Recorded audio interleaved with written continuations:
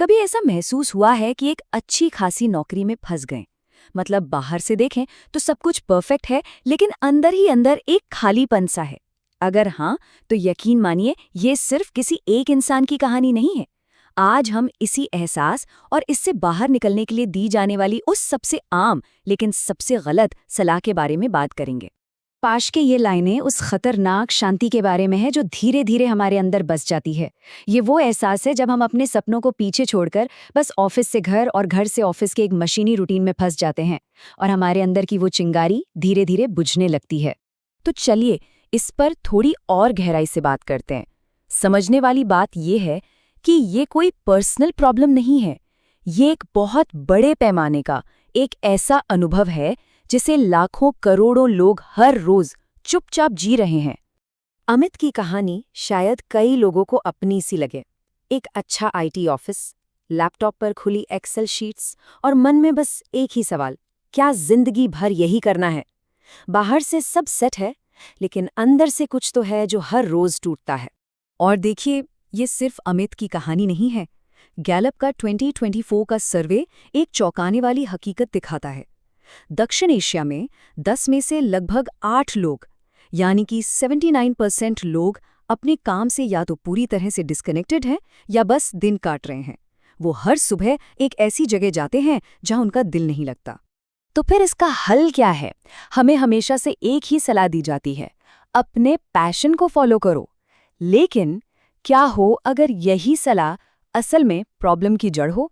चलिए देखते हैं कि ऐसा क्यों है।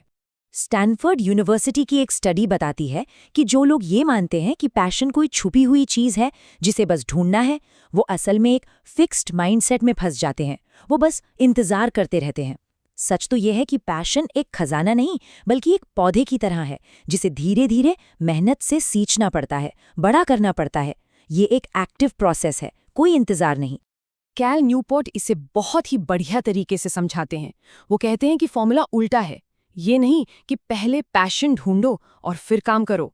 असली फॉर्मूला है, काम करना शुरू करो, उस काम में अच्छे बनो, एक स्किल बनाओ और पैशन वो खुद ब खुद उसी मेहनत से जन्म लेगा।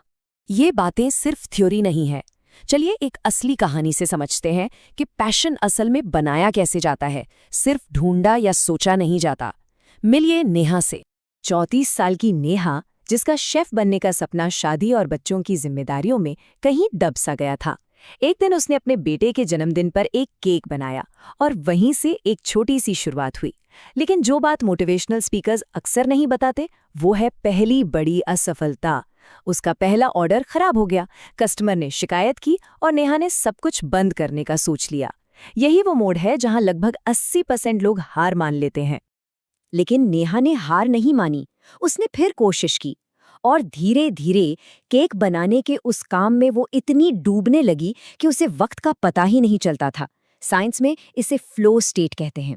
एक ऐसी कमाल की मानसिक अवस्था जहां कोई अपने काम में पूरी तरह से खो जाता है और उसकी प्रोडक्टिविटी 500% तक बढ़ सकती है।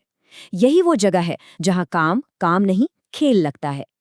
तो सवाल ये उठता है कि अगर ये मुमकिन है तो ज्यादातर लोग अपनी फ्लो स्टेट क्यों नहीं खोज पाते?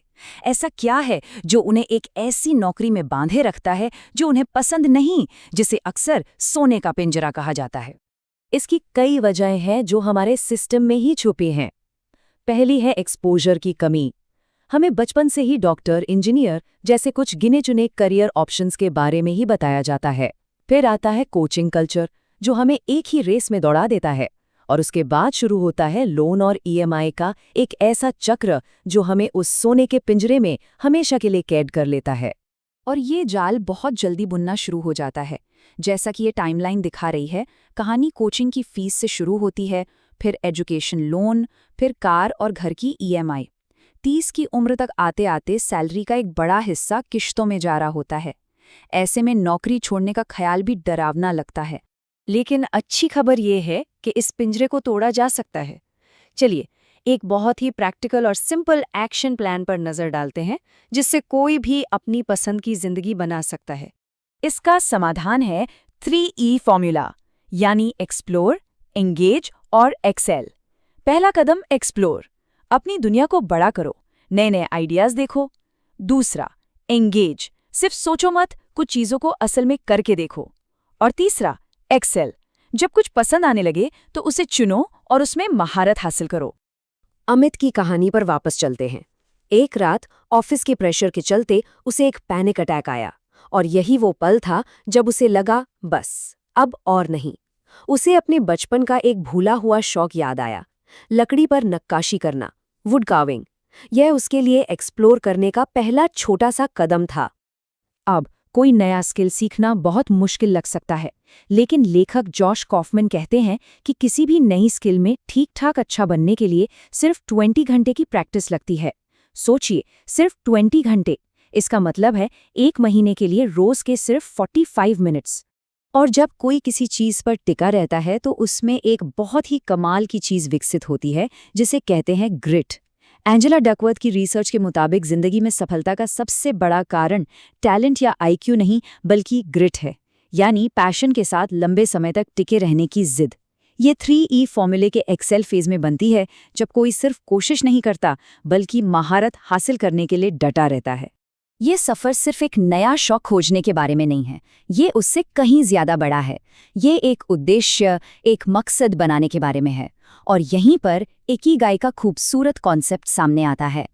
इकिगाई एक जापानीज कॉन्सेप्ट है जिसका मतलब है जीने की वजह। ये 4 सवालों के जवाब में मिलता है। पहला, वो क्या है जिसे आप प्यार करते हैं? दूसरा, वो क्या है जिसमें आप अच्छे हैं? तीसरा, दुनिया को किस चीज की जरूरत है?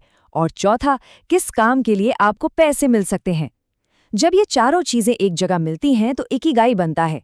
और सबसे जरूरी बात, इकिगाई को खोजा नहीं जाता, इसे इन चारों पहलुओं पर धीरे धीरे काम करके बनाया जाता है।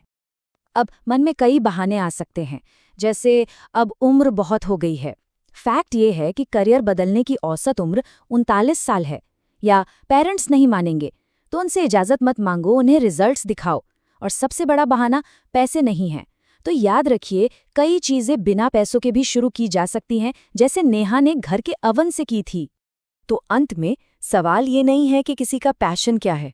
असली सवाल ये है कि एक्सप्लोर करने के लिए वो पहली छोटी सी चीज कौन सी है जिसे आजमाया जा सकता है। क्योंकि हर बड़ा सफर एक छोटे से पहले कदम से ही शुरू होता है।